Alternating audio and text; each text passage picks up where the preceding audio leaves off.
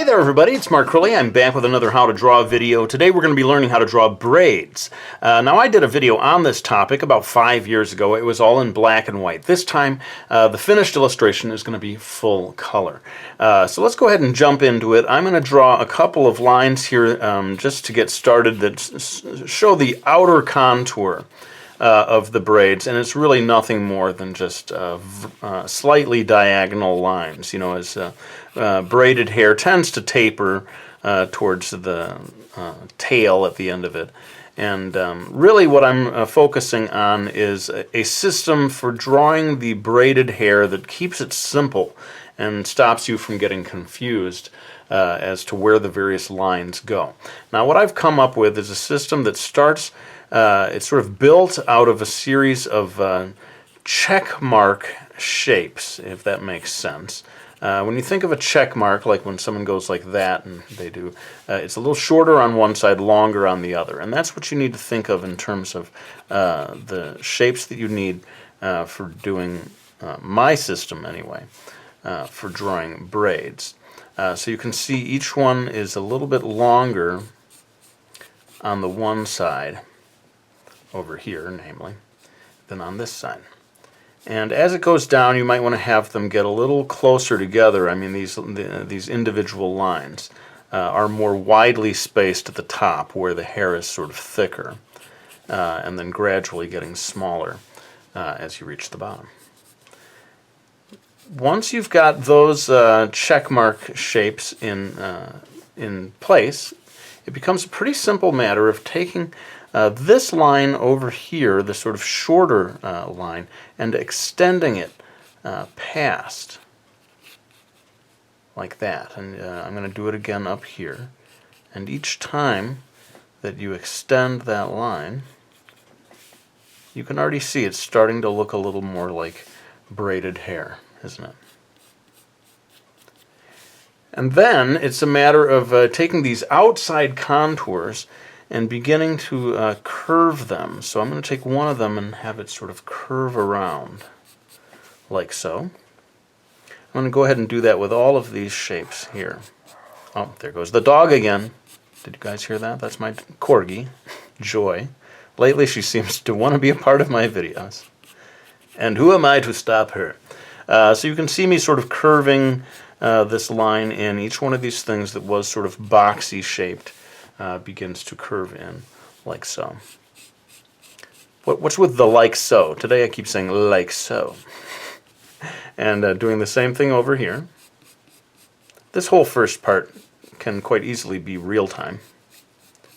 Later on, of course, I'll be inviting Old Man Timelapse to help me with speeding through the coloring process. But you can see that's basically it, you know, in terms of drawing the structure, the fundamental structure. I'm going to erase some of those exterior guidelines. And, you know, it's not quite perfect the way I did it, but in terms of the balance between one shape and the other, but it's close enough. And just for me, it helps in terms of the confusion of getting that network of lines in place. Now, if you're real serious about this area in the middle looking truly like real braided hair, what you need to start doing is imagining that this connects through to that. Right now we really start to get into the structure of it. And as this comes around, you sort of, if you had a dotted line there, you'd see that that's coming like that. So then you have to sort of imagine some of these lines curving a little more. Like this line is going to curve like that, right? Because this is coming around like so.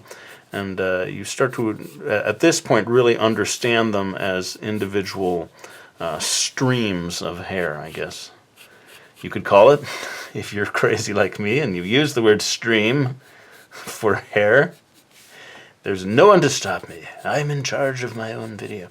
But like here, see this coming across here doesn't seem like it's matching up with that, so I'm going to kind of come over here and change that to make it more scientifically accurate. But I do find that it's helpful at the beginning not to think too much about the individual you know, flowing streams of hair, but instead to just begin with those check mark shapes, and I can kind of get my bearings. And then after that, you can maybe go in, as I'm doing right now, and try to get the more literal braided hair thing going on. Now what I'm going to do at this stage is to go grab some markers and add a base layer of color. Give me just a second, I'll be right back with that part of the video. Okay, so now I've got sort of a yellowish tinted marker, and I'm going to come in here and start adding just a base layer of color. But I am sort of trying to follow with the natural directional flow of each part of the hair, because, you know, sometimes markers can be a bit streaky, and the sort of individual strokes show up, which can be annoying sometimes, but in this case it's not bad because it can start to simulate that look of individual hairs. So I'm making it work in my favor, that streakiness. But you get the basic idea. I'm just going to go ahead and color in this whole thing, get a base layer down, and then probably what I'm going to do is switch to colored pencils to really start to make this look more and more like actual hair. So bear with me. Me and Old Man Time-Lapse, I should say. We're going to go ahead and get this base layer of color into place.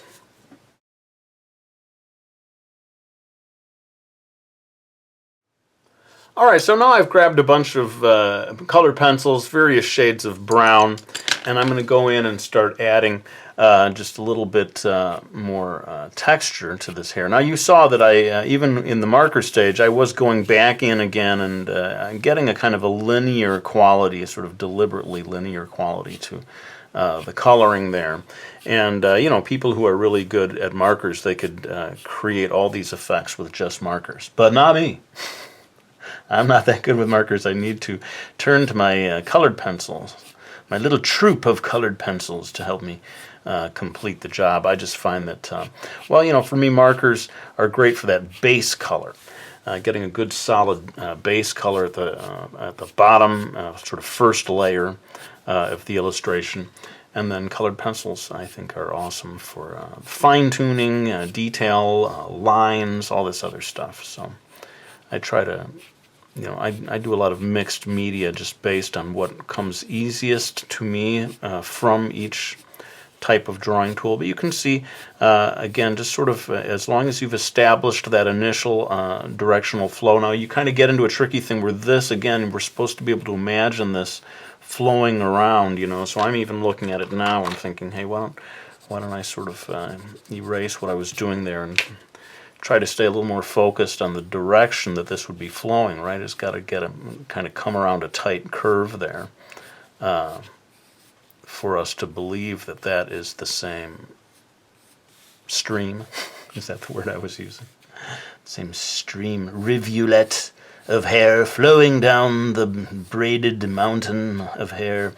So you get the basic idea there, and I would say the more different types of, or different shades of colored pencil that you bring into it, the more realistic your final effect can be. So, for example, I'm going to pull out a darker brown than what I was working on before and start to maybe pack in some extra areas of darkness here at the bottom of one of these subsections, right where it meets the next subsection. I'm so articulate about the subsections here, but you can see this sort of area right here where it's kind of tucking behind. If you start to darken that up and get extra shading in there, then, you know, just based on observation of what happens when you look at photos of actual braided hair, this is where, if the light source is coming from above, this is where your shadows are going to tend to be. And so that applies to almost all of these individual subsections. So I'd move right down to this next one and have all the darkest lines come right down there. And so on and so forth. Seems like an excellent time to bring back Old Man Time-Lapse. Yes, it is! Your video is starting to get boring. You need me to save the day. Yes, I do. So I am going to have Old Man Time-Lapse help me speed through this next colored pencil part of the illustration. And then we'll see if it's worthwhile coming in with the beloved white gouache. Maybe we can find a role for my beloved white gouache as well. But for now, let's go ahead and get all the colored pencil work done.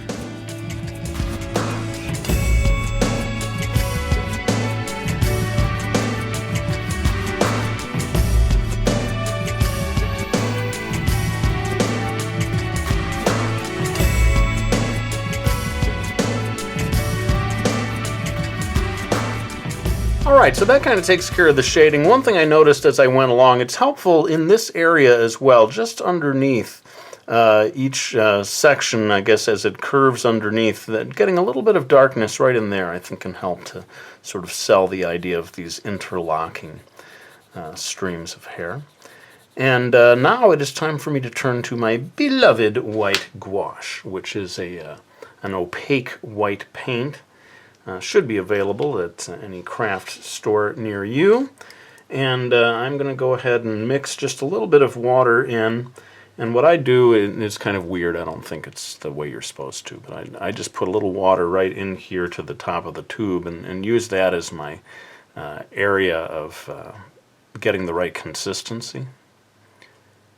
You don't want it too thick. Too thin is not really a problem. It's just that as it dries, it maybe doesn't leave as much whiteness as you want, but of course you can build on top of that. Too thick, of course, is maybe something where you feel like you have to go in and blot it out. But you know, this is all, I call this extra credit because it's not strictly speaking necessary. I just thought it would be fun to see how much more realistic can we make this look by adding a little glints of white on the hair where light would hit it.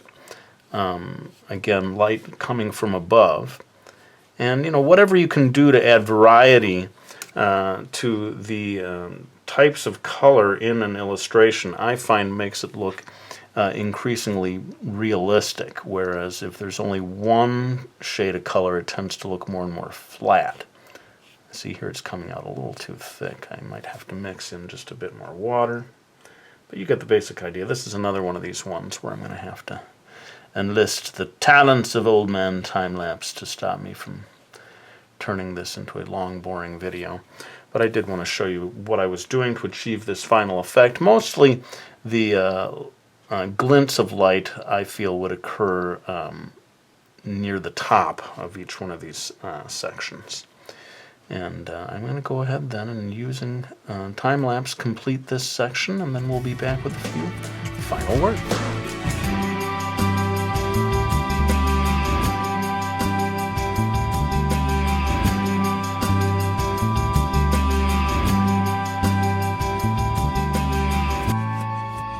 Alright, well there's my video on how to draw braids full color. Let me know what you thought of it. One thing you can do is use just a simple white colored pencil to add these highlights. It won't be quite as sharp as when you use the white gouache, but it can go a long way towards producing these sort of shimmers that make the hair look more glistening, more realistic.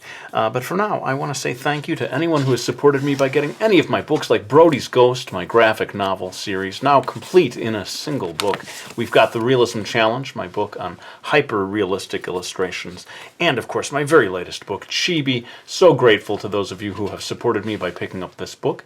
But for now, I think it's time for me to lay down this pencil. I want to thank you all for watching this video. I really hope you enjoyed it, and I'll be back with another one real soon.